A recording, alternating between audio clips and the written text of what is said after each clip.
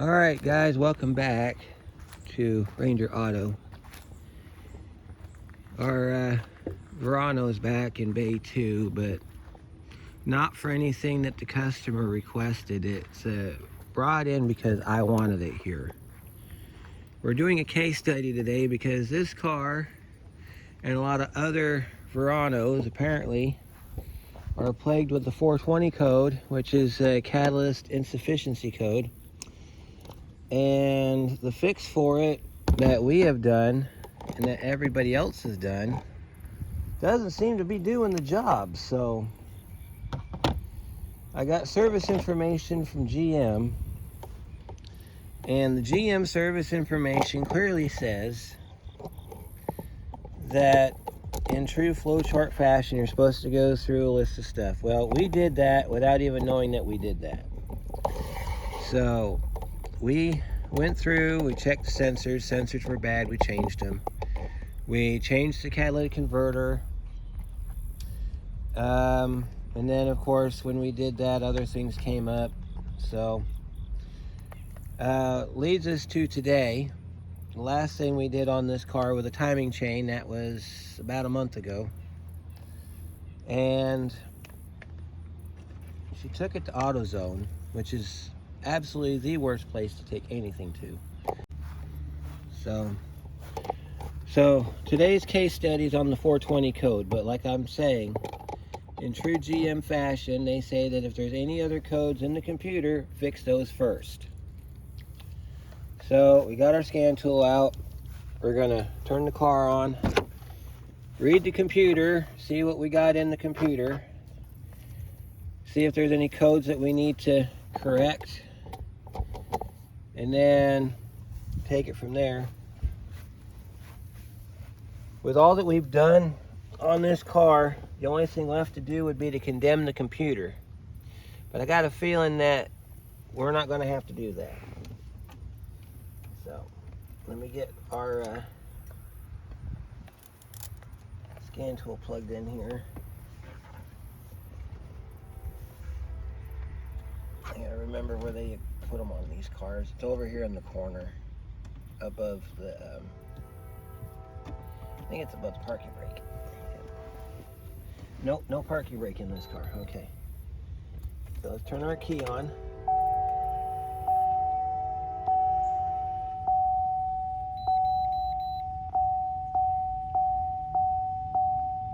Make sure our radio's off. Oh, we got 4 codes stored in here. Alright, so let me roll the window down so I can send this out the window. We will go over these codes. Alright, so our first code is a 420 stored code, which of course we're going to have that. So, alright, and then it gives us the information that we need to look at for it to be set. We have a 0101 code, which is mass airflow sensor performance code. That one we're going to talk about in just a moment. And then we got a 420 pending code and a 420 permanent code. Okay, we can't do anything with the permanent code.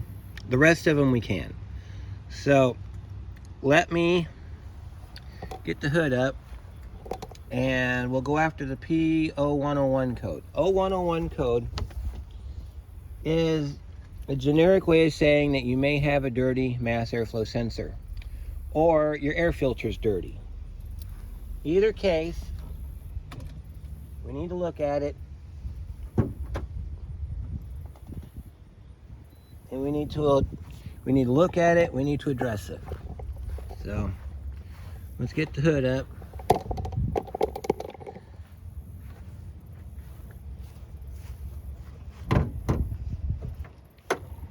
Take a look at our air filter. I do recall telling the customer something about needing a new air filter, but that might have been a different car. So let's start off by checking out our mass airflow sensor. Of course, the mass airflow sensor is right here. It is held in place by a Phillips screw and a Phillips screw. This is your connector. Sometimes if these safety clips are not pushed in all the way, it will cause an error code. So what we're going to do is we're going to unhook it. That way we can get the screws out and get the cover off. So let's go ahead and lift up our wiring. We'll go ahead and get the screws out. See what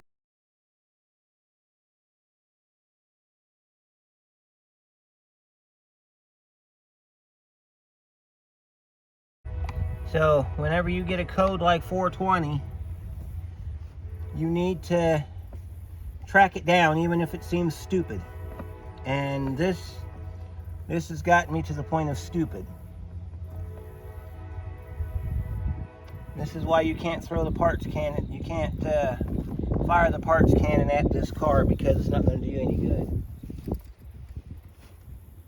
All you're going to do is cost a lot of, you're going to screw some variables up. So what you're going to do, every time you add a new part to this car, it's got to program itself to adapt to the new software or the new parts. Now if you clean it, if you find that your mass airflow sensor's got some dirt on it, and you spray it with some mass airflow sensor cleaner, which I do have, that usually solves the problem on an 0101 code. And you might get lucky and it might clear the 420 code too. It's hard to say. All right, so here's your sensor. That's it right in there. Okay. So to clean this properly, we're going to have to take those two screws out and we're going to have to clean it. Before we do that though, we need to get some preliminary readings on it. So what we need to do, well, here's the other thing too. This right here is usually the primary cause of the 0101 code. And look at that. We have a dirty air filter. So if you want to get a new OE filter, that is your part number, 132-72719. However, we're just going to get a hold of our local parts store and get an air filter coming in. That's hopefully going to solve the problem, because what is happening is the code means that, because the air is going through here first, okay? Actually, no, it's not. I take that back. Your air comes up from this snorkel tube down here, goes up through the filter into the intake, okay? It can't make it through the intake if it's clogged. So then the sensor is going to pick up a problem, and it's going to be like, hey, hang on a minute. What's going on here? We're not getting enough air. So that's what throws your 101 code. So what we need to do now is I'm going to get these screws taken out. We're going to take this sensor out. We're going to clean it, even though it probably doesn't need cleaned. We're going to clean it. I'm going to get a filter on the way. We're going to filter, change this sucker out. I think a filter is like 20 bucks. Not a big deal. So let's get this sensor out real quick, and then I'm going to go grab some stuff, and then we will come back. We're going to clean the sensor out. We're going to put a new air filter in here. Clear our codes and see what comes back. This right here could very well fix our 420 code, because you have to have air for the system to function.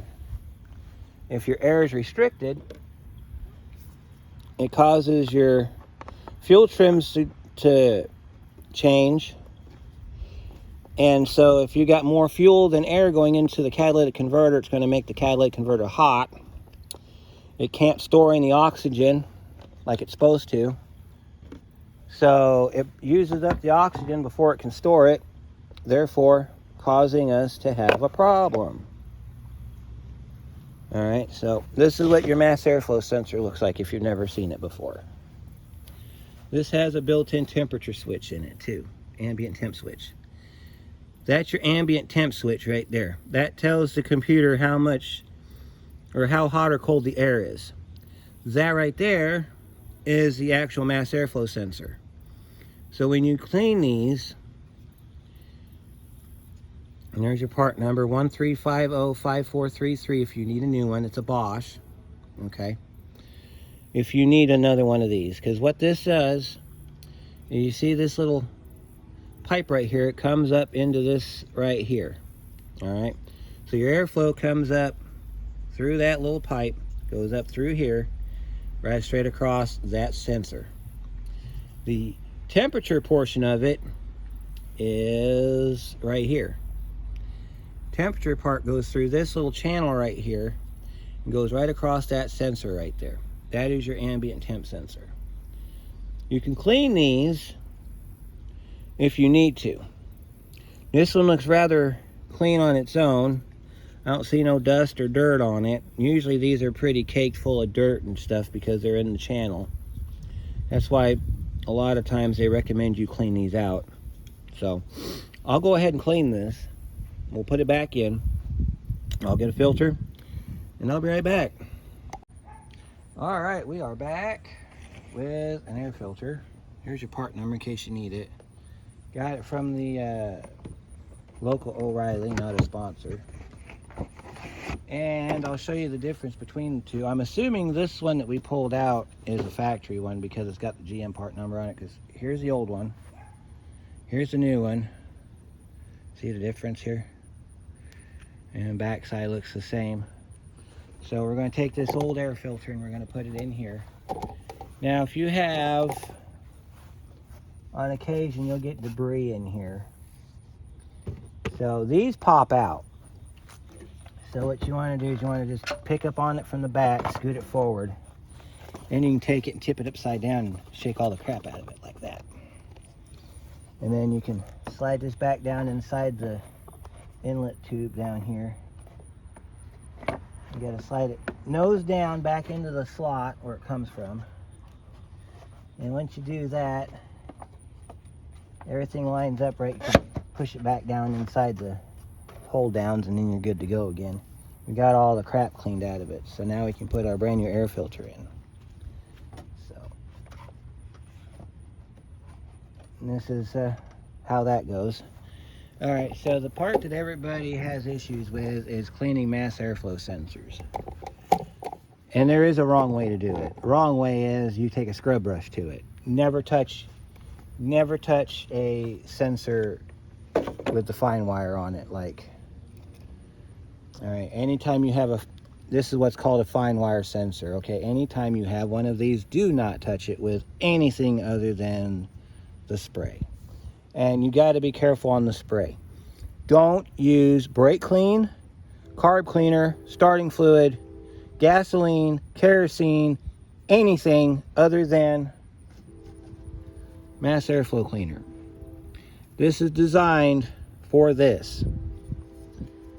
And there's a wrong way to do this too. You don't want to get right up on it like that and spray it, because you will destroy that fine wire. You will destroy it because of the pressure coming off the can.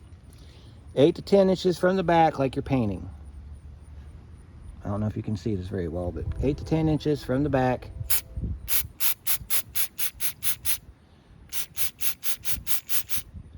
And then you just want to do this with it so it'll dry. That's it.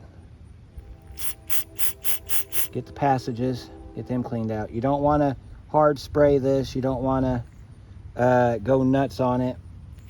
8 to 10 inches is all it takes. It's fast drying for a reason. All right. Once that's done, we can put it back in the top of the air box. So that goes just like this. Sensor sticking up. And then you got to push it in, put the screws back in it. I'm going to show you that again, okay? So after you get it done, slides back in, push it in, you're good to go, okay? We cleaned it because we had it out. We're diagnosing a P0420 code. My rule of thumb is if it has to do with the mass airflow sensor and you have to take it out, you might as well clean it, because that might be your entire problem. Especially if you've just done an air filter and you know for a fact the air filter is not the problem. Sometimes a little speck of dirt gets caught on that little fine wire right there and sends the readings off the charts. Okay, so you want to make sure that you clean that up. So, all right, now we're going to put our lid back on our car. The rest of this is scan tool information. So what we're going to have to do is, when we get it back together, make sure that all your clamps are tight. So we're going to go back over this car, and all the clamps that are related to the emission system, if they're not a spring clamp and they're a band clamp, which is another way of calling the worm clamp. If they're a worm clamp, we want to make sure they're nice and tight, because we don't want any issues with air getting in past that seal.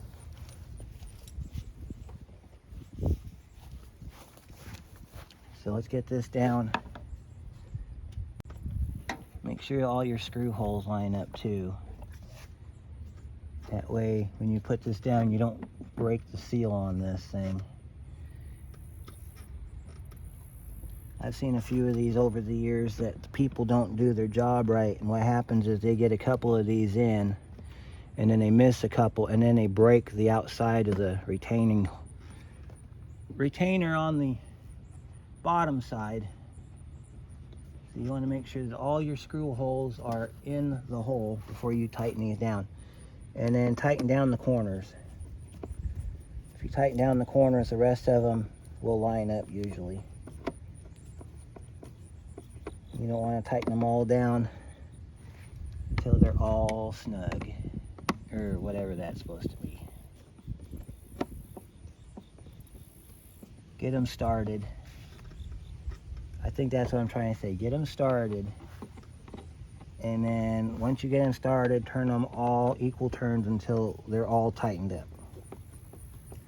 That way you don't risk breaking anything.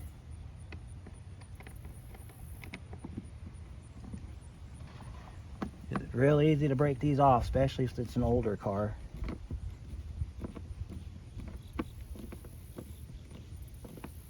All right. So I'll go around and tighten these up, and then I'll be right back. We'll continue on.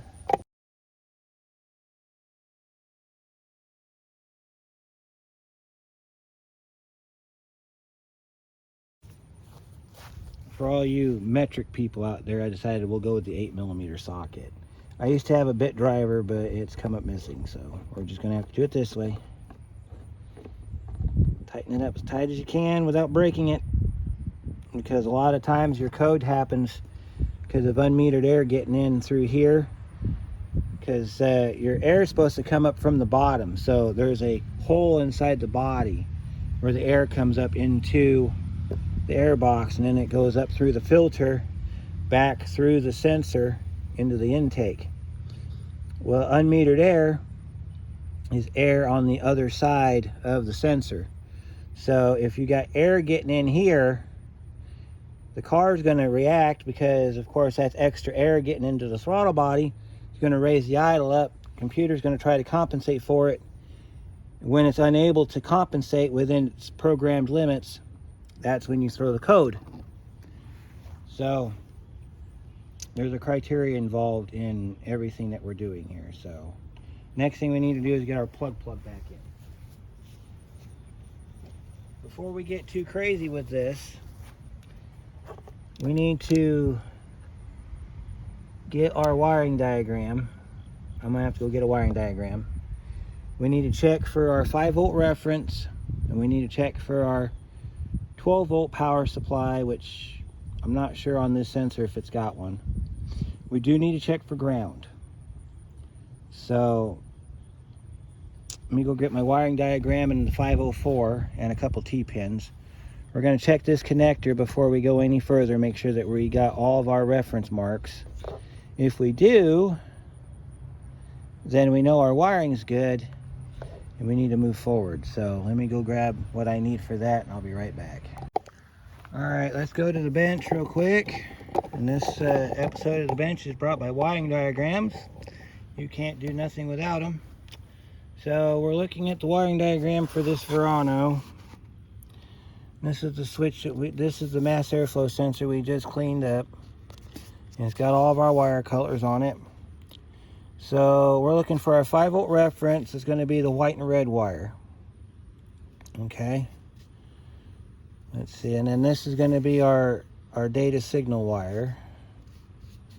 We have another one that goes down here to the engine control module. So this thing, like I said before, this has got a air sensor in it. So we've got our mass airflow, which is this big monster box right here. Then you've got your air temp, which is this part right here. So it looks like we need to tap 2 wires on this one. We need to make sure that we're getting green and white, white and red, and then our black wire is going to be our ground. So black is always ground. This is the pin locations on all of these. So we test these with the ignition on, engine off. We're going to do a preliminary check to make sure of integrity by just connecting the wires together. So first one we're going to check is going to be our white and blue. That's going to be our, let's see, and then we got our black and violet that goes to our ground on our air intake side. So let's start with the green and white. Make sure that we got power to that one, and then we will check the black wire, make sure that we've got ground. Take it from there.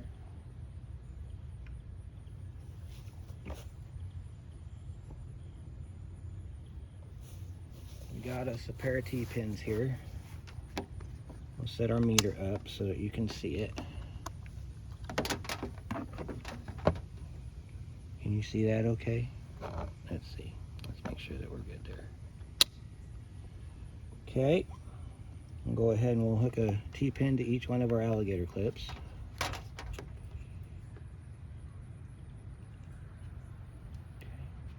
We're checking the mass airflow side, because the idle air intake side, we can check that through the vehicle. This here we're doing a integrity test, so we need to make sure we got our black wire. Black wire is in location 4. So that's going to be that one right there. So we count over 4. There's our black wire. Try not to put too much tension on this thing. Make sure that we're plugged into the right wire here. 1, 2, 3, 4. This one right here. These are micro pins, so you got to be very careful. All right, there's that one. We're going to check for 5-volt reference. We need the white and red. That's in position 2. So white and red's position 2. That's going to be this one here.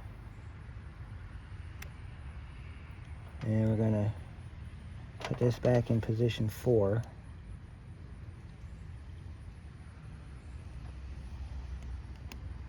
There's 2. There's position 4. Now, if our connectors will stay connected,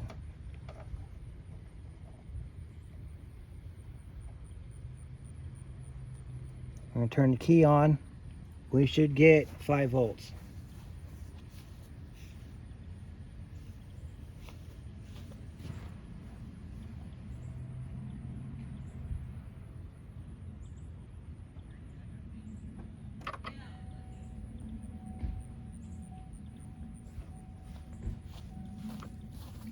We have our 5-volt reference signal, so that's a good sign.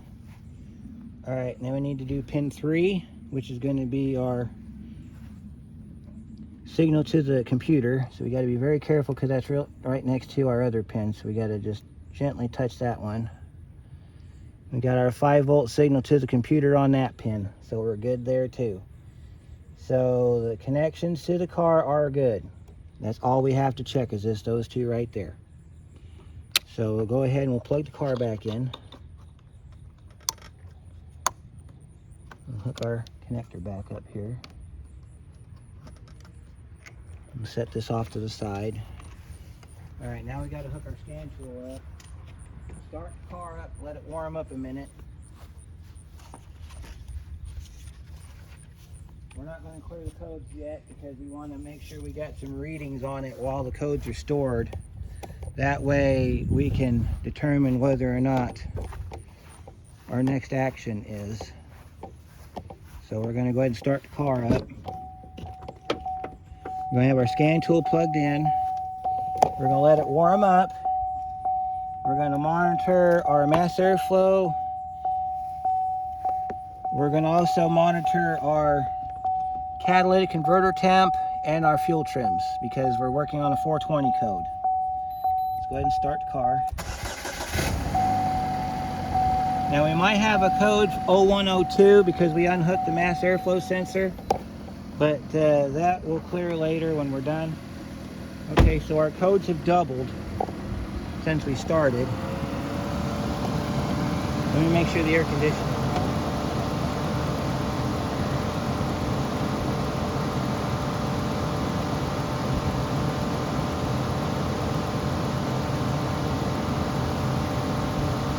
I don't know why the cooling fans have kicked on, but so we got our 420 that we're starting with. We got an 0101 code that we started with.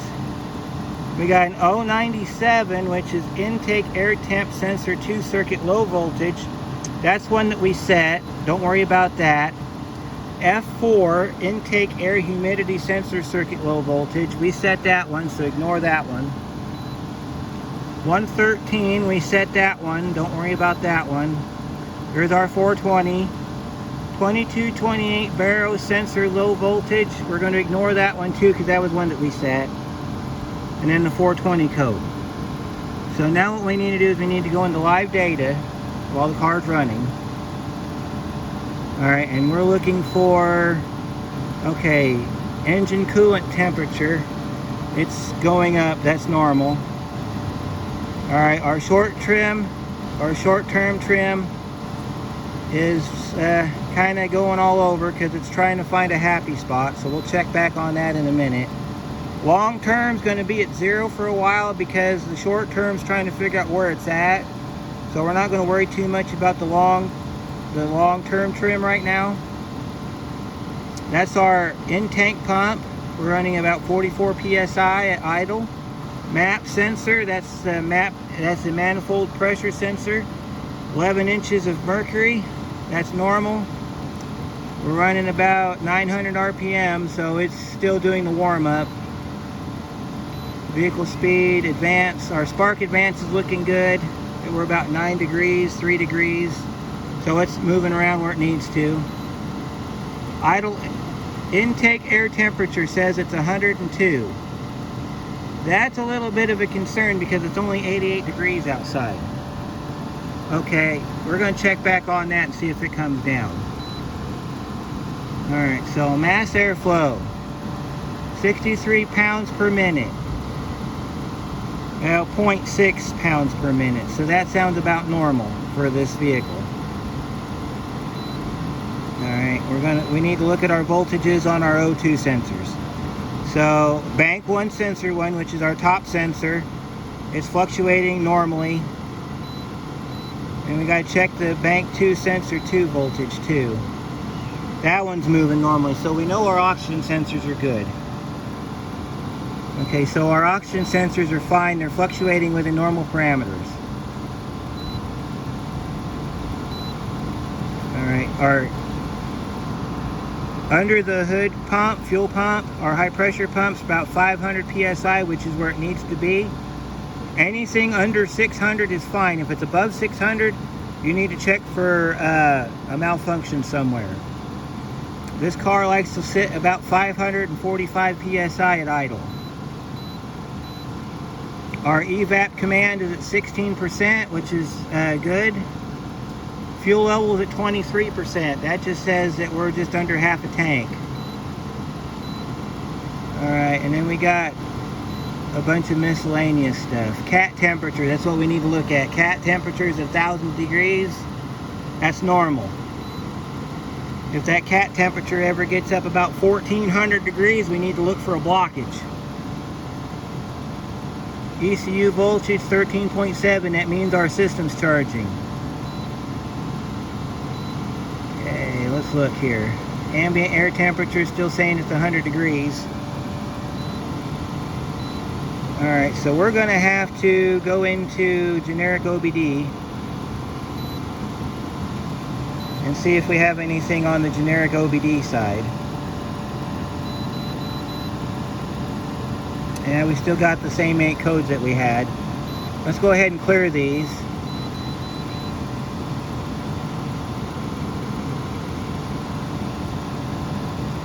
Let's see if any come back. Notice I took them out of the generic OBD side and not the actual other side. Okay, so now we've got a permanent 420 code. That will leave itself after 40 consecutive drive cycles. So, in case you don't know what a drive cycle is, I'll explain it to you briefly. Start it up, let it warm up about 2 to 5 minutes. Drive it between 30 and 45 miles an hour for 10 minutes. Shut it off. That's a drive cycle. So, like if you got in your car and went to the grocery store, if the grocery store is like 4 or 5 miles away, that's a drive cycle. Sitting in your driveway for 20 minutes is not a drive cycle. It will not do anything to clear your codes.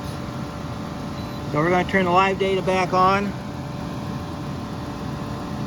We're going to see if our temp sensor is alright.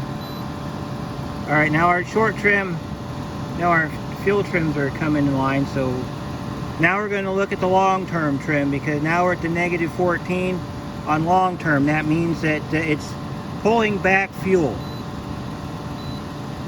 almost to the point of a lean code.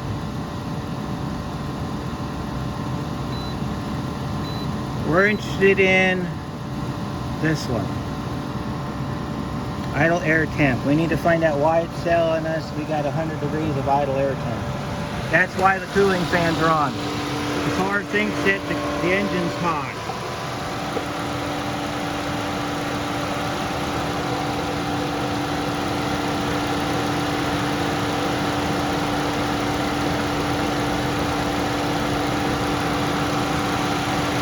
If you have a constant fan on, that's a problem.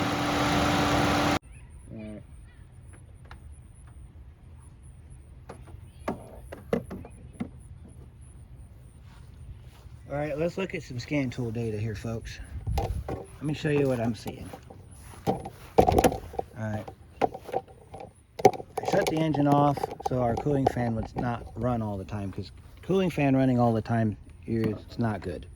There's a reason for it, and a lot of it has to do with what that sensor is telling the computer. Alright, so you can see my scan tool. We got the engine coolant temperature sitting at 162. Okay, so I didn't even let it warm up all the way. So our short term is going to be 0. Our long term is sitting at 0.8. That's kind of a problem, because it should still be reading at 0 on the long term if it's not running. So we may have an issue there that I'm going to have to look into. So let's look at some more scan tool data here. Idle air temp. That's the outside air temperature. Or no, it's not. It's supposed to be ambient air temperature. Mass airflow, we're reading 0. That should be good, because we're not supposed to be getting anything there. Alright, let's reselect our PID. We want the ambient air temp. Let me see if I can find it in here.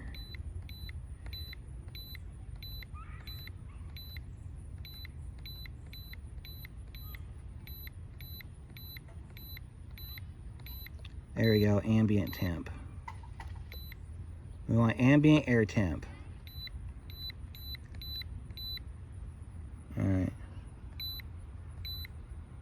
Ambient air temp says it's at 100 degrees.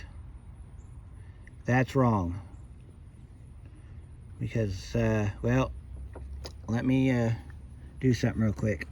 I'm going to check the temperature outside. That might be picking up the humidity, because it is a little warm today. Let me look at the local weather, and I will be right back.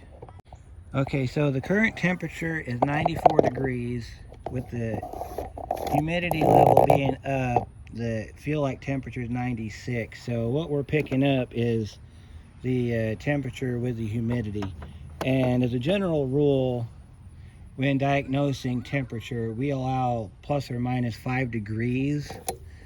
We don't consider it exactly dead nuts on as being good or bad, because when you are messing with temperature, you have to take into account the wind outside. You have to take into account sunlight, plus or minus sunlight, cloud cover, whether it's humidity or not, whether it's you know, there's a lot of variables involved in diagnosing the ambient air temperature part of the vehicle. So you allow yourself 5 degrees plus or minus, and we're within the 5 degree limit. So the sensor itself is fine. What's bothering me though is that long-term fuel trim's sitting at 0.8%. All right, let's check our oil real quick before we start it. Another thing you want to do while you're in here is check all your vacuum lines. Make sure none of your vacuum lines came loose. There's a few here that are attached to the side of the high pressure pump. You want to make sure that those little attachments are in place. Especially because this one here is an emissions tube. Let's see if we can fix that real quick. That goes down into this little hole right here. There we go. Make sure our fuel line's good. This is a coolant line. You want to make sure your coolant's at normal temp too, because if your coolant is low, you're going to have a problem. I didn't mean to say temp, I just meant say at normal level. I got a feeling we're going to be low on oil.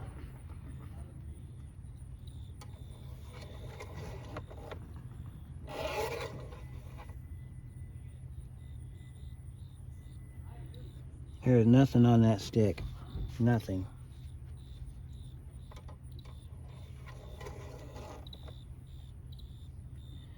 So let's give it a couple minutes and then we'll try it again. She wasn't ticking or rattling, but that doesn't mean anything.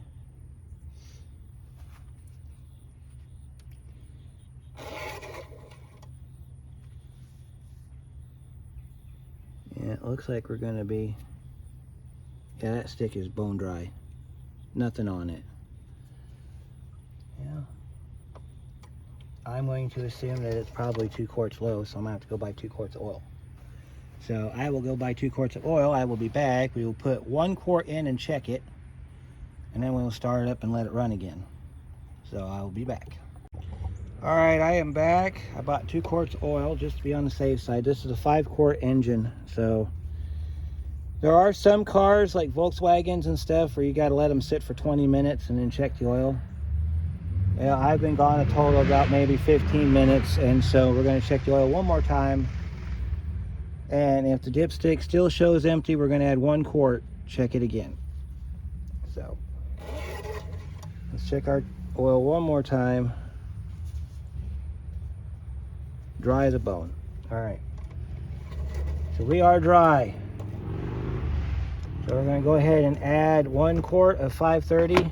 This takes full synthetic oil. Now this car just had an oil change about 3 weeks ago, and I did the oil change. It had 5 quarts of oil in it when I left, when I gave it back to the customer. One thing I've learned about these Ecotecs is they like to use the oil, but there's a difference between this one and the one that does not have cam phasers. This one uses a little extra oil because of the cam phasers. So if you're using a lot of oil, if you find yourself putting 1 quart of oil in it a week, you want to check the port on the front of the valve cover, which is this port right down here. Check it to make sure it's not clogged up, because that'll cause you to use excessive oil. Because these engines, they have a built-in PCV valve that sits inside the valve cover. And you're supposed to change the valve cover on an interval, but I can't remember what the interval was. So we're going to let that drain down. We're going to take our rag. We're going to check our oil again.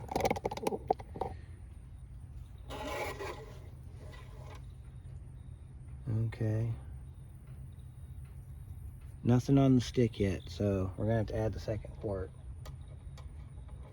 Usually if there's nothing on the stick, you're 2 quarts low. That's usually a general rule of thumb, but you want to put 1 quart at a time in it.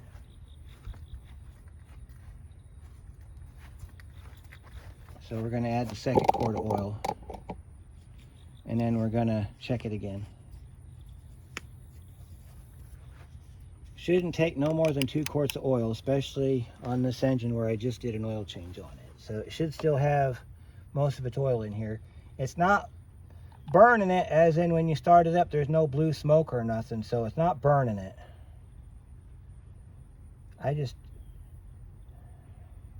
There's so many places it could go. I just don't know where it's going. Let that drain down, and then we'll check it again. We put both our quarts of oil in it.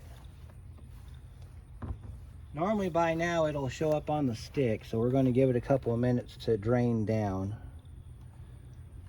So I'm going to take my funnel out. It's still dripping, so while it's dripping, let's check our oil again.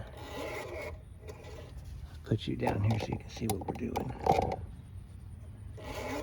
Pull our dipstick tube out. Now we're starting to get oil on our dipstick.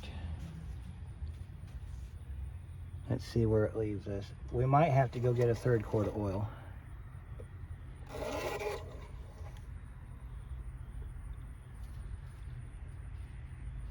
Yeah, it's just on the end there. Let's try one more time to make sure. I know some of these engines you got to start it and run it and then shut it off and check it. And we're going to do it that way too. Because the last thing you want to do is overfill your engine. So we're going to go ahead and start it and then let it run for a second and then shut it off, and then we're going to try it again. So, because sometimes what happens is the oil gets trapped in that filter right there. So you got to start the engine up so the oil will circulate through the system, and then shut it off, and then that allows the engine to drain back down into the pan, and then we'll check it again and see where we're at. So let's go ahead and start it real quick. Let it run in and shut it off.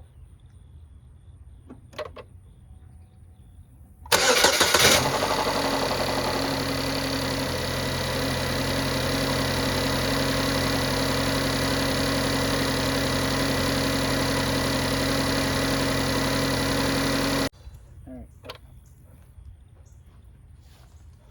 Now we'll check our oil again.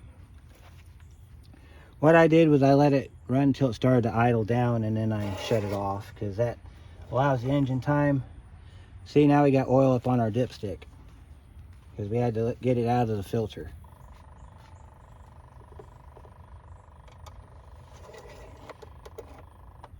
This method might be useful if you have a Chrysler that's got the 4.6 in it. It's got the filter on the top side, or your Jeeps. Sometimes they don't read worth a crap either. Yeah, see, now we're normal. I felt oil on there, so we're good now. 2 quarts low. We'll put that on the bill. So let me see, what were we gonna do? I'm trying to remember where we were at. Let it run for a minute and see if the code comes back. That's what we were gonna do. We're gonna start the car up and let it run. Notice the cooling fans didn't come on this time. So we're on to something here. So let's get our scan tool hooked back up to the car. I'm sorry for the annoying ding ding noise that you're hearing, but it is all part of the GM way of life, I guess you could say. So we'll plug our tool back in.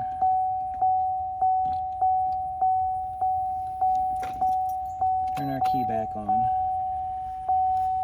If it means anything to anybody, we don't have a code anymore. Alright, so we still just have the 420 code, so let's go ahead and start it up. We're going to monitor our information again.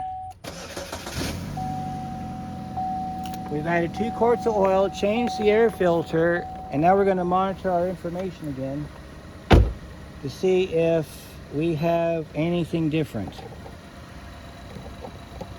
So we're at live data. Get it in the closed loop here in just a second. There we go. Engine coolant temperature's at 145, so it dropped 20 degrees while we had it off. Our short terms leveling out pretty good, so our short term's good. Our long term's good, because now we're back in the positive. We want to be as close to zero as we can. We don't want it like real high on the numbers. See, it's okay. So part of our problem was we didn't have any oil in the engine. Okay, so our idle air temp still at 100. Of course, it is quite warm out here. That might go down, it might not. Okay, so our mass air, or manifold absolute, or mass airflow is at 49 pounds per minute. That's good. Or 49 tenths of a pound per minute. Our voltages are still good on our O2s. Okay. Let's look at our ambient sensor.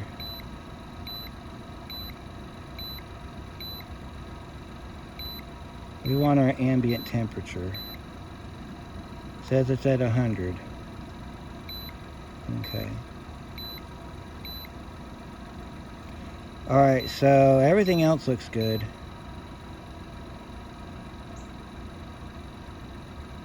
Yeah, that's looking good.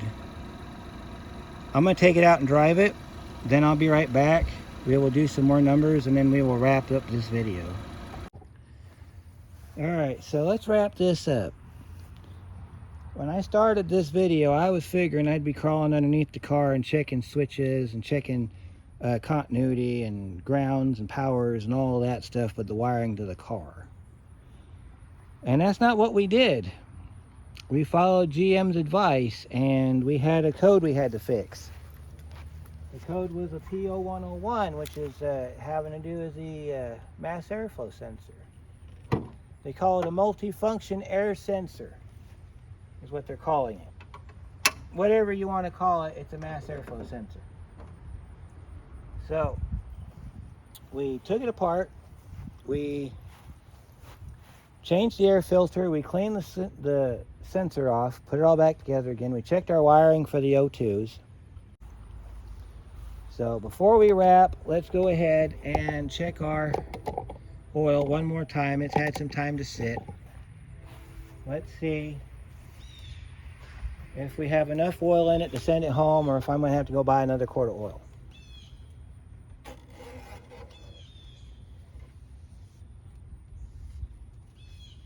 Always got to wipe it off before you check it.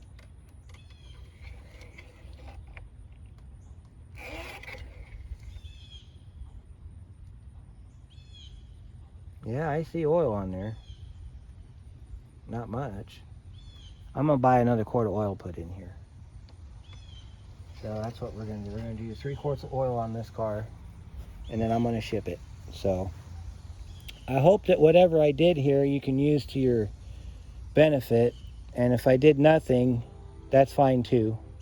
Don't leave any messages in the comments telling me I did nothing, because I'm quite aware of that. If there's, you know, I don't know what we accomplished here today, but I'm hoping that we're on the right track here. The 0420 code on a GM is usually really easy to diagnose. It's usually just the O2 sensors and a converter, and you're done. But for some reason on these Ecotecs, and I'm not saying it's Buick Verano in particular, it could be an Equinox, could be an Acadia, anything that uses the 2.4 Ecotec. Once you get that 420 code, it is really hard to get rid of it. Now I'm hoping that all she has to do is keep oil in it.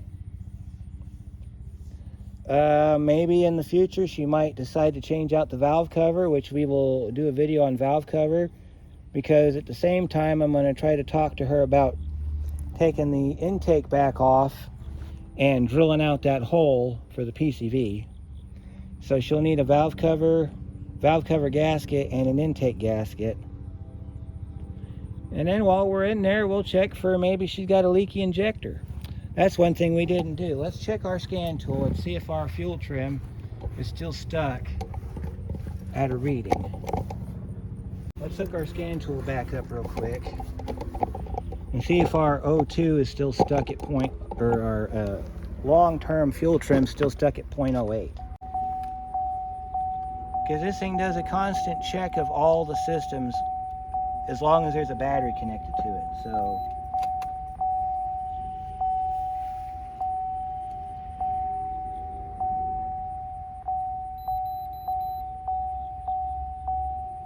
alright, so there's our 420 code. We're going to go to live data. We're going to look at, let's see, our fuel temperature, or our ECT is at 181. Long-term fuel trim still 0.8. Alright, let's do an experiment real quick before we call this done.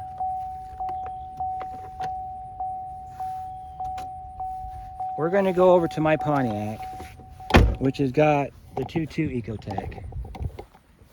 And we're going to plug into our computer. And the car hasn't ran since yesterday, so it's been sitting idle. Alright, like my steering wheel cover? Pretty nice, isn't it? I got that steering wheel cover at the O'Reilly up there in Watertown, New York. Had to have it because this car is a hand buster when you try to drive it long distance. Makes the inside of your hand sore. Alright, so we're going to turn our key on.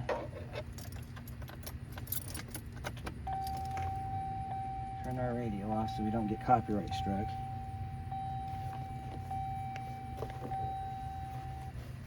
Alright, so let's take a look at our Pontiac. It's loading. Alright, so we should have all of our monitors on. Yep, see, all of our monitors are good. This is considered a healthy engine, so we can take information off of this. It's an Ecotec, and that's what we're working on. Okay. Ignore that. See, our engine coolant temp's at 88 degrees because it's 88 degrees outside, so that's normal. Short trim's at 0. Long term's at 0.8. Okay. So this is what we were trying to find out, if our long-term trim is supposed to be 0 or have a variable. Okay, so this engine's the same as the one that's in that Buick, and it's showing 0.8% long-term fuel trim with it off. Let's see, our map sensor's reading 29 inches of mercury, which is atmospheric pressure. We're in startup mode. We're at 6 degrees spark. Ambient air temps at 97 degrees. So our temp sensor's working. Our ambient air temp's working. So maybe she's got a bad mass airflow sensor on that car. Maybe that's her problem, that she's got a bad mass airflow sensor. Because everything works on this car. So I can use this as a known good car when diagnosing Ecotecs. So being that that's what we've got to work with, I think I'm going to be telling her the next time it comes in we need to change the mass airflow sensor if she gets another mass airflow code. She may never get another mass airflow code, and she might be stuck with this 420 code. Right now it's sitting permanent, which means it's got to be 40 drive cycles for it to erase on its own. You cannot clear it with a GM scan tool. So with that being said, and our experiment being done, I'm going to go ahead and wrap this up. So I will see you guys on the next one. If anything, we learned a few things today. And I'm going to go buy another quart of oil and send this car home. So we'll see you on the next one.